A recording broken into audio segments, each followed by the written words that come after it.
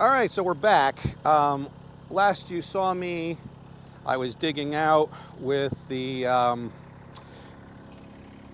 bucket you see over there, or the regular digging tooth bucket here. And then I wound up switching back because once the dirt was loosened up, I found that the wide bucket without the teeth, this one was really useful again. So we managed to get all of this dug out, and we're going to do a little bit more here. We're going to pull back this area here to make it a little bit more circular. We're going to clean up this area a little bit, and then hopefully I'll get my pond liner in soon. This is about 30 inches down, 2 feet to 30 inches. I like especially how that shovel, I was able to, carve out this section right here, which is where the skimmer pump is going to go. It made like a nice nook, if you want to call it,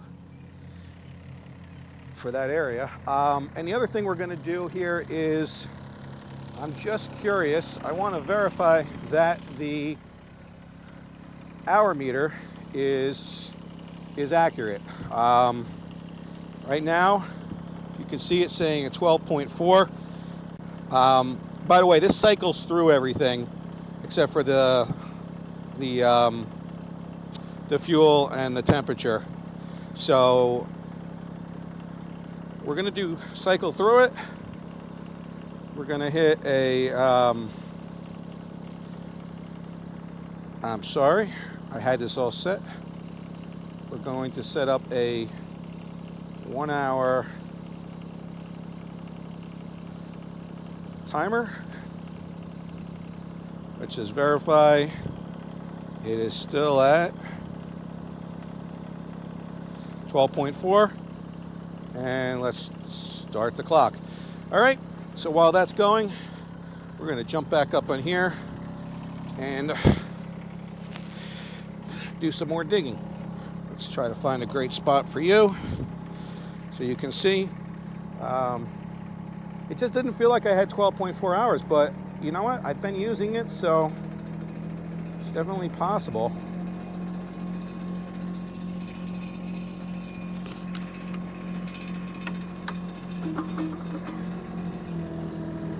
I will say that these tracks are definitely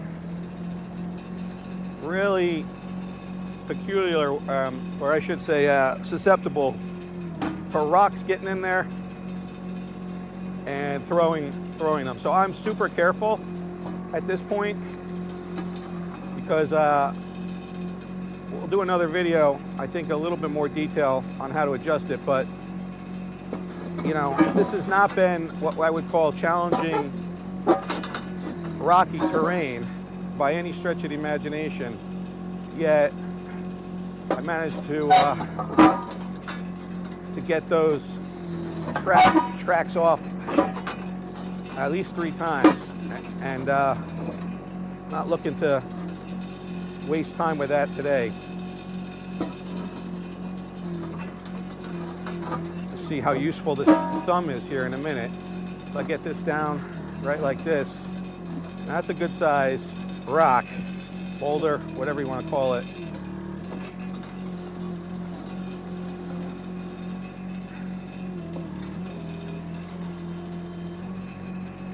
And off.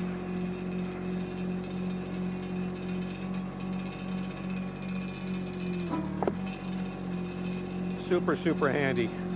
There used to be a wall here, like a stone wall.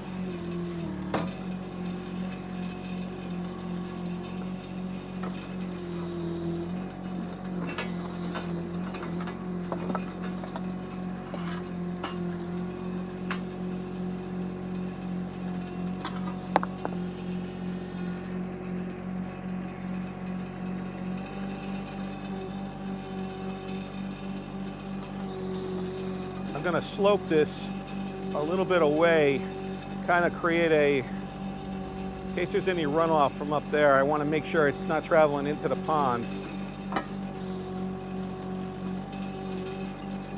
Rather it make its way down here. This is probably not the best bucket, but if I can get away with using it here, not having to switch it off.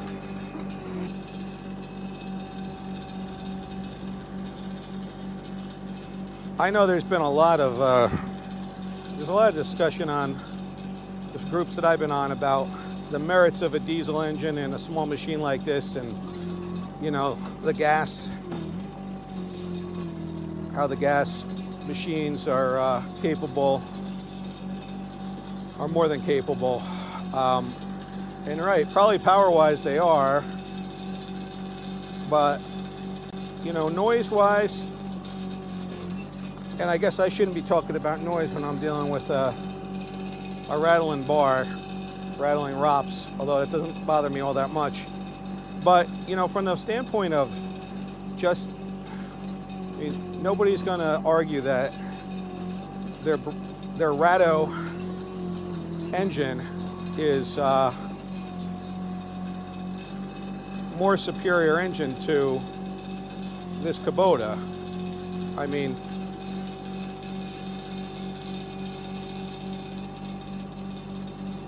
it's just not the same thing. In the terms of keeping it, you know, keeping things cool, you know, having a water-cooled engine for continuous use like this, I mean, that's a benefit. Now, you know, are you going to justify the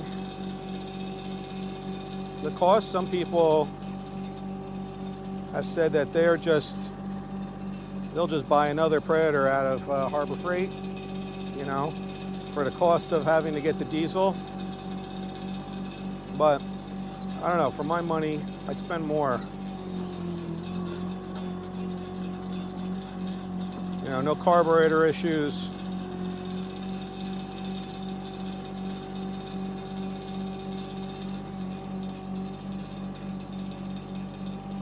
But it also depends on, you know, the level of quality with the machine, what you're trying to get out of it.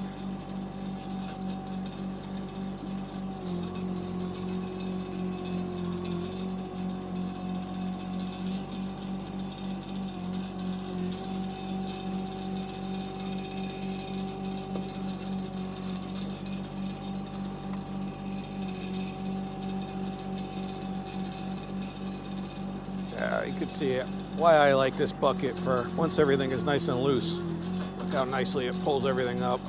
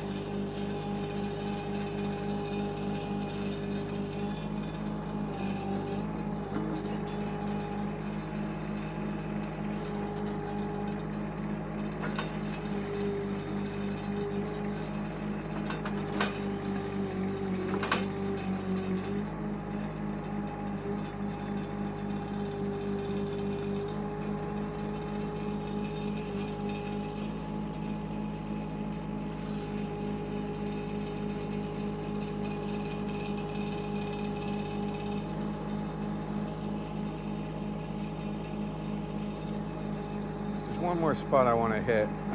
The rest of this I'm going to wind up doing by hand with a shovel. Kind of getting all the loose stuff out.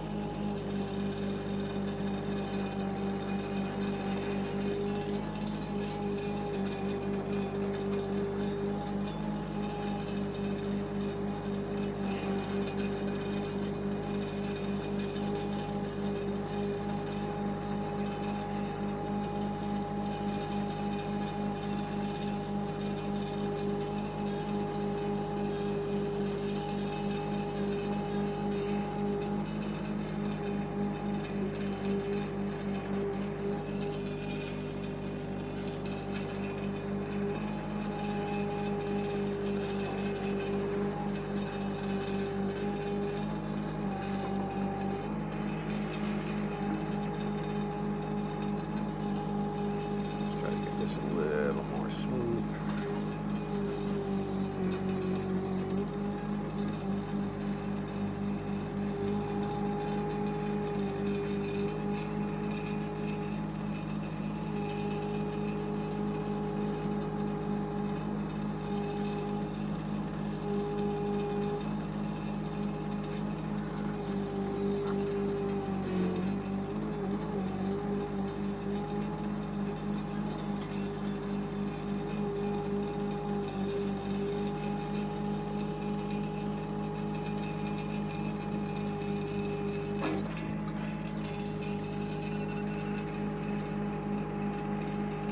Oh, what do I hear?